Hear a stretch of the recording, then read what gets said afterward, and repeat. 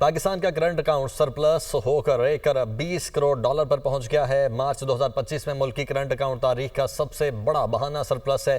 State bank के मुताबिक मार्च 2024 में करंट अकाउंट सिर्फ 36 करोड़ 30 लाख डॉलर सरप्लस था। रबा माली साल के 9 माह में मजमूई तौर पर 1 अरब 86 करोड़ डॉलर का करंट अकाउंट सरप्लस हुआ। हमजा गिलानी कराची से हमारे साथ मौजूद है। हमजा, क्या आदाद-ओ-शुमार है? देखिए, मुल्की मईशत के लिए बहुत अच्छी खबर है।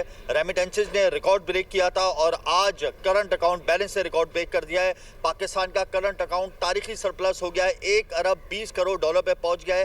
मार्च 2025 में मुल्की करंट अकाउंट का सारा तारीख की बुलंद तरीन सतह पर है। इससे कबल हमने यह हिंसा कभी नहीं देखा। एक साल पहले मार्च 2024 में मुल्की करंट अकाउंट खसारा सिर्फ 36 करोड़ 30 लाख डॉलर सरप्लस था, जो कि अब बढ़ गया और इसकी बुनियादी वजह है रिकॉर्ड रेमिटेंसेज, जो हमें 4 अरब 10 करोड़ डॉलर की मौसूल हुई है।